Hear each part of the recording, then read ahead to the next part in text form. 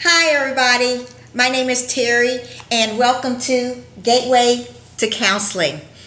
I am a licensed professional counselor with over 25 years of experience, and today I wanted to give you some information and education on cutting behaviors. And some of you might be, I'm sorry, I'm going to take off my glasses. Some of you might be familiar with cutting behaviors. We call them self-injurious behaviors. It's where a person will inflict harm onto themselves, usually cutting behaviors. This issue is most prevalent among our adolescent and young women. So I hope that you are watching this video because you are wanting help for yourself, you're wanting to get some education for yourself, or maybe you know someone who is going through this and you're wanting some information for them and wanting to know how to help them. Of course, as a sidebar, you can always contact us at Gateway to Counseling if this person is needing more intense help to get through the difficulties that they're experiencing. So I wanted to throw that out as well. You know, I've been doing this for over 25 years, and this particular issue hurts a lot because it's very difficult to reach the person who is going through this. A lot of times it's hard to understand why a person would want to hurt themselves. There's all kinds of reasons why they might want to do that. They've experienced a lot of trauma in their life. They've experienced a lot of pain in their life. Maybe it's because of going through some type of sexual abuse. Maybe they're going through bullying behaviors. The bottom line is that they are feeling an intense amount of depression and anger. And what happens is that they turn this anger onto themselves. I've had clients tell me in the past that they were so angry and enraged with a person but did not want to do anything to that person, so they did it to themselves. This will show up as cutting marks all over their arms. It can be where they've taken an object and actually cut themselves. It can be scissors, it can be a knife, it can be a pencil for all that concerns. I've known them to take paper clips and to start cutting on themselves. The most severe cases that I've ever seen is where the person literally was cutting on their face, all here and here. Sometimes they will cut on their thighs. Just various places where they will cut. And what they commonly say is that they want to release pain. Now, I said I've been doing this for 25 years, over 25 years, and we didn't used to see this. And then I remember maybe about 15 years ago, a movie came out. And on the movie, there was an adolescent girl who engaged in cutting behaviors. And believe it or not, that kind of sparked this epidemic of people thinking that that was a good way to release pain. I've actually had young women tell me that they've seen something on YouTube, or they've seen something, or talked to one of their friends, or they've seen a movie, and they can repeat to you what they've seen and the reasons why they're doing it. Oh, it releases pain for me. I don't know sometimes how true that is. Sometimes I think it is a habit that is formed because other people are doing it. It's a copycat disease, and the way I see it, this is my opinion, of course. They're copycatting what they see others doing because they're feeling so much pain. I don't doubt in any stretch that they are feeling a lot of pain. I just don't know if this is releasing pain. But that's what they report to us, so we have to go by what they're saying. Why would a person want to inflict pain on themselves? Because they're caught up in this world of not knowing how to reach out to others. Sometimes The cutting is a mechanism of reaching out. You know that. I didn't even need to say it. But it is a way for them to try to connect.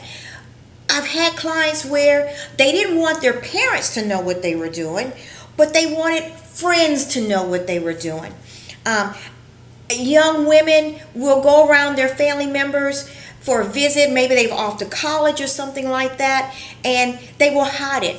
I've walked into a store where a young woman, probably in her mid 20s, is trying to cover that she has cuts.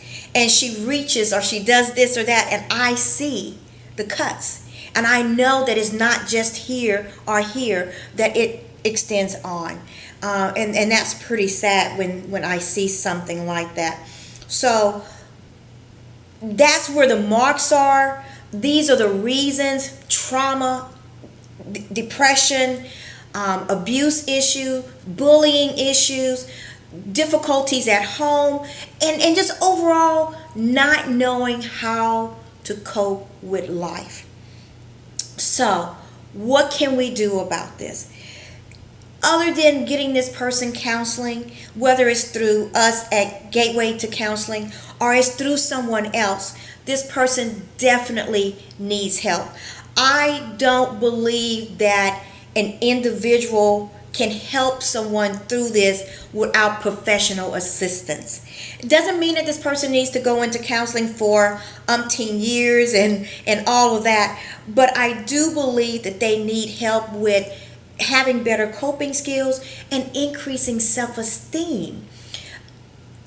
I've worked with young women who self-esteems are so low that they're just cutting, and they tell me, I want love, I want to be loved, and yet they're not loving themselves. They're not, and they don't know what to do.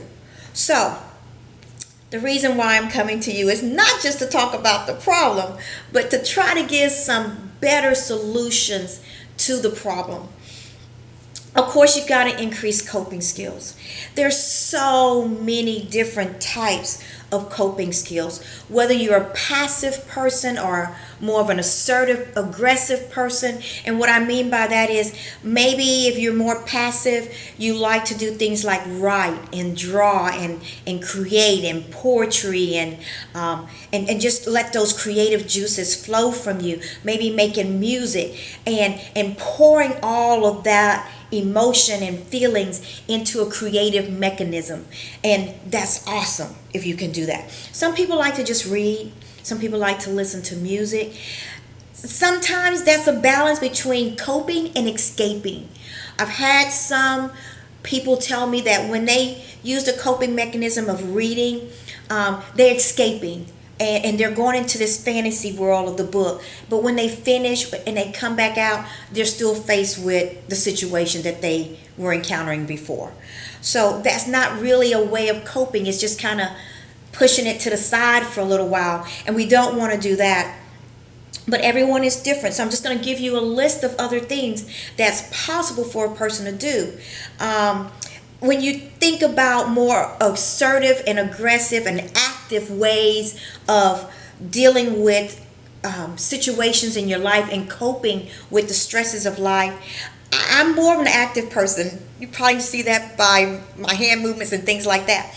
But I like to get out and exercise and play basketball and volleyball and baseball and all kinds of sports, soccer. If you think about it, when you're out there hitting a ball, let's say you're hitting a baseball, boom, what is that doing for you? It is decreasing all of those feelings that are going on inside of you. It's releasing it out of your body. So I love to work out. So things like going to the gym or exercising and lifting weights, just going for a power walk or just going for a walk at all. What we know is that if you engage in these types of activities for at least 20 minutes, it builds up the endorphins and so forth inside your brain, and it creates this type of natural high is what I call it. And before you know it, you're like, what was I upset about again? So some of these active ways, maybe you're not a person who wants to work out or engage in sports, but sometimes it might just take you taking a sheet of paper and you have a whole bunch of stacks of paper that needs to be shredded and just ripping them. And my eyes are going fast with that. But just something that engages you. Hitting a punching bag, hitting a pillow. Don't hit the door. But hitting a bed, screaming, ah! Getting that out of you is very therapeutic. It's very helpful. The point is that you find these ways to release the pressure that is on you instead of engaging in cutting behaviors. One of the last things that I'm also going to recommend is yoga. Yoga and meditation is a way of being still. It's a way of teaching you to still the mind and get those thoughts out.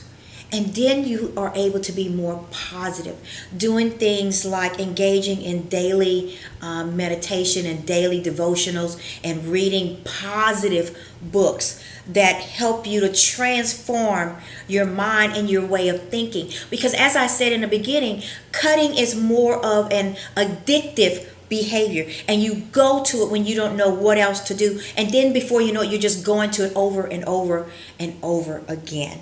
So we want to transform the mind so that the thinking changes so that you can become more positive. So I hope that this has been helpful today. Once again, my name is Terry, and I am with Gateway to Counseling. If you need us, please give us a call. We want you to enter into our gates where we want you to have a brighter future where you're in control. Thank you so much. Bye-bye.